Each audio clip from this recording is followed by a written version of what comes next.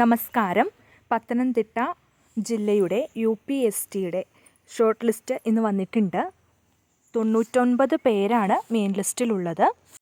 Pathanamthitta UPSC list എന്ന് പറയുന്നത് വളരെ ചെറുതാണ്.